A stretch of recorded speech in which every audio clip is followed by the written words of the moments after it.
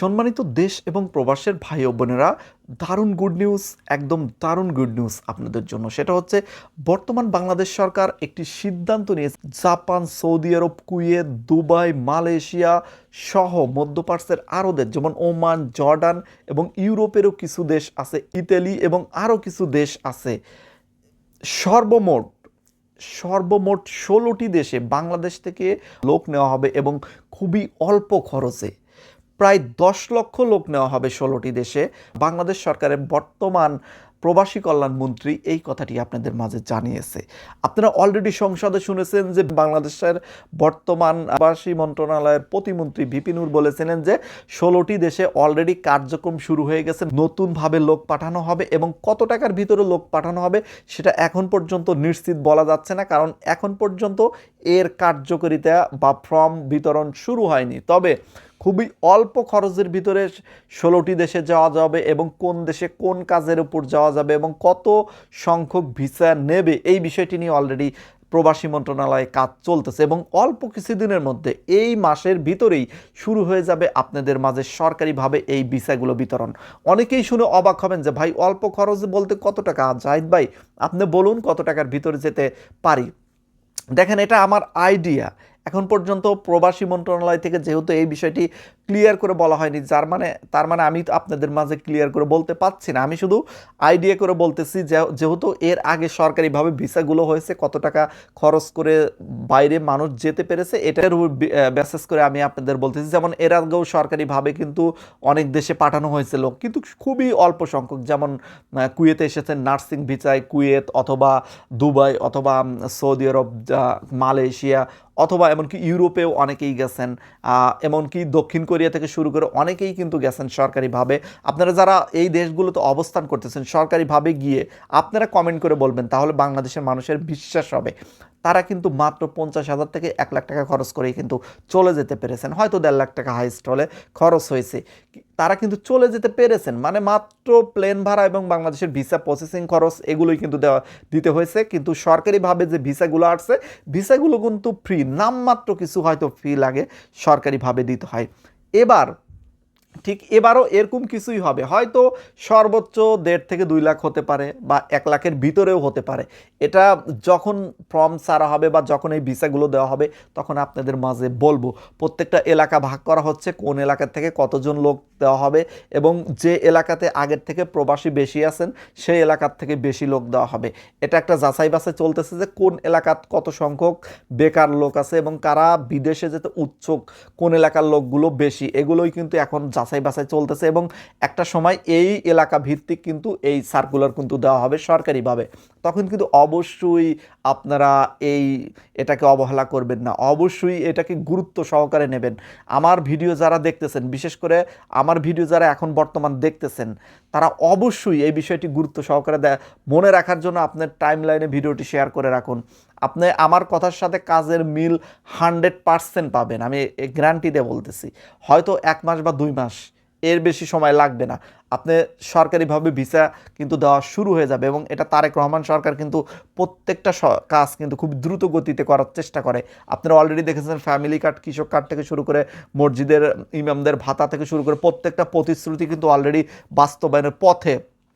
এটাও কিন্তু খুব তাড়াতাড়ি বাস্তবায়িত হবে এবং এটাও কিন্তু অচিরেই শুরু হয়ে যাবে। প্রবাসীদের বিষয়গুলো যেহেতু খুবই ডিপলি কাজ করতে হয় এবং প্রত্যেকটা দেশের সাথে এটার একটা সংযোগ করতে হয়, যার কারণে কিন্তু সময় নিচ্ছে বাংলাদেশ সরকার এবং প্রবাসী মন্ত্রণালয় কিন্তু এটা নিয়ে অলরেডি গবেষণা শুরু করে দিয়েছে। যেমন ১৬টি দেশ ভিসা দেবে, এটা কিন্তু কাজ অলরেডি করছে এবং অলরেডি আপনারা জানেন এর ভিতরে মালয়েশিয়াও যুক্ত আছে। মালয়েশিয়ার কিন্তু বর্তমান ভিসা বন্ধ, কিন্তু সেটাও কিন্তু শুরু হয়ে যাচ্ছে, অলরেডি শুরু হয়ে যাবে। যারা মালয়েশিয়া যেতে চাচ্ছেন, বিশেষ করে যারা সৌদি আরব যেতে চাচ্ছেন, সৌদি আরবে অনেক কাজেই কিন্তু আপনারা অল্প টাকার ভিতরে চলে যেতে পারবেন। সৌদি আরবে যান সবচেয়ে বেশি, কুয়েতেও কিন্তু অনেক কাজেই আপনারা অল্প টাকায় চলে আসতে পারেন যদি সরকারিভাবে ভিসা দেওয়া হয়। এবং এখানে দেখা যাচ্ছে যে কোন কোন ভিসার পাবে এই ক্যাটাগরিতে অনেকেই আমাকে প্রশ্ন করতে পারেন, এটা আমি আপনাদের মাঝে বলে দিচ্ছি। 5টি ক্যাটাগরিতে আপনারা কাজের জন্য সরকারি ভিসা পেতে পারেন। সবচেয়ে যে বিষয়টি পাবেন, যারা মোটামুটি শিক্ষিত তারা এই বিষয়গুলো নিয়ে পাবেন। যেমন যারা নার্সিং আছেন তারা নার্সিং ভিসাগুলো সরকারিভাবে পাবেন। এছাড়া যারা কম্পিউটার অপারেটিং আছেন, এই দক্ষতা কাজে লাগিয়ে বাইরে কিছু লোক বাংলাদেশ সরকার দেওয়ার চেষ্টা করতে, যদিও এই ভিসাগুলো বাইরে থেকে খুবই পাওয়ার টাফ, স্যালারি যেহেতু হাই, আপনারা এইগুলোতে যারা চান্স পাবেন তাদের স্যালারি হাই। এবং 3 নম্বরে আসলে কনস্ট্রাকশন কাজে যারা বাইরে যেতে চাচ্ছেন তারা সুযোগ পাবেন, এই সুযোগটা হবে। 4 নম্বর আছে যারা ক্লিনার বা লেবার পোস্টে আছেন তারা তারা সবচেয়ে বেশি সংখ্যক যে লোকগুলো যাবেন তারা হচ্ছে ক্লিনার এবং লেবার। আপনারা কোন কোন দেশ থেকে, আপনারা কোন কোন জায়গা থেকে যেতে চান অবশ্যই আপনারা এই বিষয়টি খেয়াল করবেন। এবং আমার ভিডিও যারা দেখতেছেন, কেউ সৌদি আরব, কেউ মালয়েশিয়া, কেউ দুবাই, কেউ ইউরোপ অথবা কেউ আমেরিকা, কানাডা, নানান দেশ থেকে আমার ভিডিও আপনারা দেখেন, আপনারা অবশ্যই ভিডিওটি আপনাদের টাইমলাইনে রেখে দিন, কারণ এই কথাটি ভুলে যেতে পারেন। আপনারা এই বিষয়টি খোঁজ খবর রাখবেন, আপনাদের আত্মীয় স্বজন যারা দেশ থেকে নিয়ে আসবেন তাদেরকে এই বিষয়টি জানিয়ে রাখুন যে সামনে সরকারিভাবে ভিসা হবে এবং তখন আপনারা পাসপোর্ট তৈরি করে রাখুন, সুযোগ হলে অ্যাপ্লাই করতে হবে। এবং যার যে কাজ আপনি করবেন সেই কাজের প্রতি দক্ষতা যদি থাকে সেটা কিন্তু আপনার কাজে দেবে। যেমন কম্পিউটার অপারেটিং থাকলে আপনার কিন্তু 3 মাস বা 6 মাসের কোর্স থাকলে সেটা কিন্তু সার্টিফিকেট দিতে হবে, আপনি কিন্তু এমনিতেই পাবেন না। এছাড়া আপনি যে কাজের দক্ষতা, যেমন নার্সিং, এগুলো তো কাগজপত্র দিতে হবে। এছাড়া ইলেকট্রিশিয়ান হিসেবে যারা আসতে চাচ্ছেন তাদেরকেও দক্ষতা দেখাতে হবে। এছাড়া ডিপ্লোমা ইঞ্জিনিয়ার নেওয়ার কথা আছে। ডিপ্লোমা ইঞ্জিনিয়ার হিসেবে যারা বাইরে যেতে পারবেন তাদের কিন্তু মানে লাকি চান্স। ডিপ্লোমা ইঞ্জিনিয়ারদের কিন্তু বাইরে প্রচুর পরিমাণ ভ্যালু দেওয়া হয়। আপনি ইলেকট্রিক্যাল হতে পারেন, সিভিল হতে পারেন, মেকানিক্যাল হতে পারেন, এছাড়া এভরিথিং আপনারা যে কাজই করেন না কেন, কম্পিউটারে ইঞ্জিনিয়ারিং বলেন বা সফটওয়্যার ইঞ্জিনিয়ার বলেন, যে কাজই বলেন না কেন বাইরে অ্যাভেলেবেল এগুলোর কিন্তু কর্মক্ষেত্র আছে। যদিও বাংলাদেশে চাকরি পাওয়ার টাফ, কিন্তু বাইরে কিন্তু অ্যাভেলেবেল কর্মক্ষেত্র আছে। শুধুমাত্র বাংলাদেশিদের জন্য উপর পর্যায়ে ভিসাগুলো দেয় না বিদেশ থেকে, কারণ বাংলাদেশিদের আচরণ বা তাদের যে চলাফেরার স্টাইল এটা আসলে নিম্নমানের, এটা মানতেই হবে। আমি নিজেও বাংলাদেশি হওয়ার পরও এটা মানতে বাধ্য হচ্ছি, কারণ আমাদের যে কালচার, আমাদের যে চলাফেরা, কথা বলা স্টাইল বা আমাদের যে সিস্টেমটা, এটা আসলে অন্যদের চাইতে আমরা অনেক পিছিয়ে আছি। যেমন একটি জায়গায় গেলে তাদের পরিবেশের সাথে খাপ খাইয়ে নেওয়া বা তাদেরকে স্মার্টলি তাদের সাথে হ্যান্ডেলিং করা বা তাদের সাথে খুব সহজে মিশে যাওয়া, এগুলো বাংলাদেশের সাধারণ মানুষ অতটা পারছে না। মানে পারলেও দেখা যাচ্ছে তাদের মধ্যে স্মার্টলি যে মিশে যাওয়া সেটা হচ্ছে না। তাদের যে নিম্ন পর্যায়ে যে তারা কাজ করেন, যেমন লেবার পোস্টে, ক্লিনার পোস্টে সবচেয়ে বেশি বাঙালি কাজ করে থাকেন, এই যে একটা ধারণা, এই ধারণা কিন্তু অলরেডি বিদেশিদের সবার মাঝে ঢুকে গেছে যে বাংলাদেশ থেকে লোক আসে মানে নিম্ন পর্যায়ে লোক আসে, আর বাংলাদেশিদের এজন্য উচ্চ পর্যায়ে ভিসাগুলো দেওয়া হয় না। তবে এখন থেকে যেহেতু যুগ জামানা পাল্টে গেছে, যুগ জামানা এখন নতুন যুগে আবির্ভাব হয়েছে, যার কারণে আমরা শিক্ষিত মানুষগুলোও কিন্তু বাইরে আসার চেষ্টা করব অবশ্যই। কারণ বাংলাদেশের ছোট্ট একটি দেশ, প্রচুর পরিমাণ লোকজন হচ্ছে এবং বাংলাদেশে ধীরে ধীরে কিন্তু সব লোকই কিন্তু শিক্ষিতর দিকে যাচ্ছে। আর লেবার পোস্টে, ক্লিনার পোস্টের চিন্তা ভাবনা করা বাদ দিতে হবে, কারণ লেবার ক্লিনার পোস্টের বেতন অনেক কম উপর পোস্টের তুলনায়। আপনি যদি 10 বছর একটি ডিপ্লোমা ইঞ্জিনিয়ার বাইরে জব করে, সে যে টাকা রেমিটেন্স হিসাবে পাঠাবে, একটি লেবার পোস্টে একজন মানুষ 30 বছর জব করেও সেই টাকা পাঠাতে পারবে না। তো যার কারণে আমাদের কিন্তু এই পথেই যেতে হবে। আর যারা বর্তমান নতুন বিদেশ আসার পরিকল্পনা করতেছেন অবশ্যই কর্মক্ষেত্রে দক্ষতা হতে হবে। আপনারা আগের চিন্তা করবেন না, আপনাদের বাপ চাচা দাদারা যে বিদেশ করেছে সেই বিদেশ ভবিষ্যতে থাকবে না, আপনাদের নতুনভাবে গড়ে উঠতে হবে। তারা যে কাজ করেছেন, আগের মানুষগুলো, বিশেষ করে আগের মানুষগুলো সহজ সরল ছিল এবং আগের মানুষগুলো যারা লেবার পোস্টে এসেছেন, ক্লিনার পোস্টে এসেছেন, তারাও কিন্তু ভালো টাকা ইনকাম করতে পেরেছেন, কারণ ওই পোস্টে থেকে সহানুভূতি পেত, মানুষের সহযোগিতা বেশি করতো, নানা রকম ফ্যাসিলিটি পেত, অথবা শ্রমের তখন মূল্য বেশি দেওয়া হতো, যার কারণে কিন্তু লেবাররাও কিন্তু ভালো টাকা ইনকাম করতে পেরেছে। কিন্তু বর্তমান জামানা কিন্তু খুবই কঠিন, লেবারদের, শ্রমিকদের বেতন কিন্তু দিতে চায় না, লেবারদের মূল্য দিতে চায় না, তাদের কাজের একদমই মানে অবহেলা করা হয় এবং তাদেরকে সহযোগিতামূলকভাবে দেখে না। বর্তমান যুগের মানুষ, মানে যে দেশে আপনি যান না কেন, সৌদি আরব বলেন, কুয়েত বলেন, দুবাই বলেন, আগে যে মানুষগুলো আপনাকে যত পরিমাণ টাকা পয়সা দিয়ে সহযোগিতা করতো বা আপনি দেখা যারা নিম্ন পর্যায়ে একটু জব করে তাদের মানুষ এমনিতেই একটু সহযোগিতা বেশি করেন, এইগুলো কিন্তু আর হচ্ছে না, এগুলো কিন্তু দিন দিন চলে যাচ্ছে এবং নিম্ন পর্যায়ে জবগুলোতেও কিন্তু এখন প্রতিযোগিতা চলতেছে। যেমন আগে দেখেন ইন্ডিয়া বলেন, নেপাল বলেন বা অন্যান্য দেশ থেকে বলেন, পাকিস্তান বলেন, তারা লেবার পোস্টে বেশি একটা আসতো না, কিন্তু এখন কিন্তু আসে, কারণ দেশে পৃথিবীতে প্রচুর পরিমাণ লোক বৃদ্ধি পাচ্ছে কিন্তু কর্মক্ষেত্র তেমন একটা বৃদ্ধি পাচ্ছে না, যার কারণে কিন্তু কর্মক্ষেত্রে প্রতিযোগিতা সব জায়গায় চলতেছে। এজন্যই যারা বাংলাদেশ থেকে নতুন আসতে চাচ্ছেন, যারা কাজ জানেন না, অলরেডি বয়স হয়ে গেছে 30-35 বা 40 বা 25, বা তাদের তো কোনো কিছু করার নাই, লেখাপড়ার আর সুযোগ নেই, তাই না? তবে যারা 16 থেকে 20 বছর আছেন তারা, অথবা 10 থেকে 20 বছরের ভিতর আছেন, ভবিষ্যৎ প্ল্যান করতেছেন, ছেলেমেয়ের বাবা মা, অথবা যারা নিজেরা, যেমন 15 থেকে 20 বছর বয়স হলে তো আপনারা নিজেরাও বোঝেন, আপনারা আছেন, আপনাদের অনুরোধ করব আমি, যে কোনো একটি বিষয় স্কিল গড়ে তুলুন।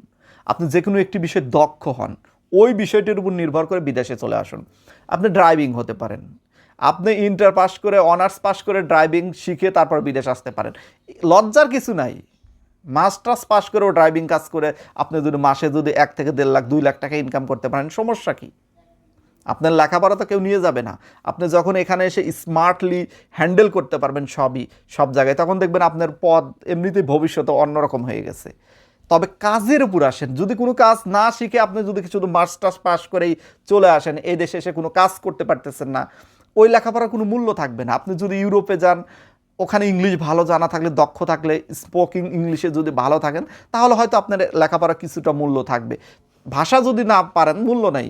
এই যে মধ্যপ্রাচ্যের কুয়েত বলেন, সৌদি আরব বলেন, দুবাই বলেন, এই দেশগুলোতে আরবি চলে।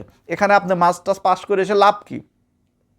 আসলেন, আপনি এখানে যদি ভালো, খুবই ইংরেজিতে ভালো হন, যদি খুবই স্মার্টলি কথা বলতে পারেন ইংরেজিতে, তাহলে এখানে আপনার বেনিফিট আছে। তাছাড়া আপনি যদি ইংরেজি ভালো না বলতে পারেন, আপনি যদি শুধু সার্টিফিকেট নিয়ে শিক্ষিত হয়ে এখানে আসেন বা চাকরির জন্য আসেন, এখানে ওই বাংলা শিক্ষিত হওয়ার এখানে কোনো ভ্যালুই নেই। আরবি জানতে হবে, আপনি আরবি জানেন না, তার মানে আপনি অনার্স পাস করার পরও এই দেশে আপনি আসার পরে মানে শিক্ষিত বলে মনে হচ্ছে না। আপনি যদি একটু লেখাপড়া জানে না, 8 পাস অথবা এসএসসি পাস, এরকম একটা ছেলেও যদি স্পোকিং ইংলিশে যদি ভালো হয়, ইংলিশ যদি ভালো বলতে পারে, আপনি অনার্স পাস করেও তার পিছে পিছে যেতে হবে, তার আগে যেতে পারবে না। কারণ তার দক্ষতার এত গুরুত্বপূর্ণ একটা ভূমিকা আছে। বাংলাদেশ হলো সার্টিফিকেটধারী শিক্ষিত মানুষকে বেশি মূল্যায়ন করা হয়, এমএ পাস, বিএ পাস, অমক পাস, এগুলো। কিন্তু বিদেশে ওইগুলো পাশের ভ্যালু খুব কম। পাশের ভ্যালু তো আছে, কিন্তু তখনই পাশের ভ্যালু আছে যখন ওই পাস অনুযায়ী আপনার যোগ্যতা দেখাতে পারবেন। শুধু সার্টিফিকেট আছে, আপনার যোগ্যতা নাই, ওই পাশের বিদেশে দাম নাই। তাই অবশ্যই যারা লেখাপড়া করতেছেন, পাশাপাশি আপনারা যে কোনো একটি বিষয়ে দক্ষতা হবেন।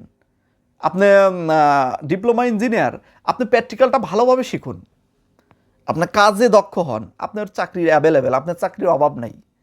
যে কোনো কাজ, আপনি ছোট হন বড় হন, কাজকে ছোট না মনে করে ওই কাজটি ডিপলি শিখুন। আপনি বাইরে এসে কনস্ট্রাকশনে কাজ করবেন, সমস্যা নেই, আপনি কনস্ট্রাকশন কাজের যে প্রত্যেকটা বিষয় আপনি ভালো করে শিখুন, সমস্যা কি? আপনার দক্ষতা দেখান বাইরে এসে, দক্ষতা আপনি যখন দেখাতে পারবেন তখন তো ভালো জায়গায় আপনি চলে যাবেন। আপনি গাড়ির মেকানিক, ভালোভাবে দক্ষতা দেখান। আপনি ফ্রিজ, এসি, এগুলোর মেকানিক, ভালোভাবে দক্ষতা দেখান, ভালোভাবে কাজ শিখে আসুন, কোনো সমস্যা নাই। বাইরে লক্ষ লক্ষ টাকা ইনকাম করতে পারবেন শুধুমাত্র আপনার কাজ জানা থাকলে। তবে কাজ যদি না জানা থাকে ভাই, ঢুকতে হবে বাইরে এসে, আপনার হয়তো স্ট্রাগল করতে হবে, বাইরে এসে শিখতে হবে, তারপরে ধীরে ধীরে ধীরে ধীরে একটা পর্যায়ে ভালো পর্যায়ে চলে যাবেন। সেই কাজটাই যেন আপনাদের সহজ হয়, এজন্য আগের থেকে আমি একটু আপনাদের সাবধান করে দিলাম। আপনারা যে কোনো বিষয়ে দক্ষ হতে পারেন, এবং আরও যদি আপনাদের কোনো বিষয়ে কাজ জানা থাকে, অবশ্যই কোনো বিষয়ে পরামর্শ লাগলে কমেন্ট করবেন, যে কোনো জায়গার থেকে, যে কোনো দেশ থেকে অথবা বাংলাদেশ থেকে, কোনো সমস্যা নেই। আপনার কমেন্টের উত্তরে আমি অবশ্যই সহযোগিতা করার চেষ্টা করব।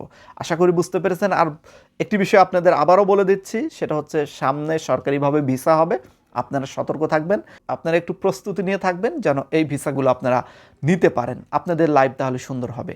আজকের মতো বিদায় নিচ্ছি, সবাই ভালো থাকবেন, আল্লাহ হাফেজ।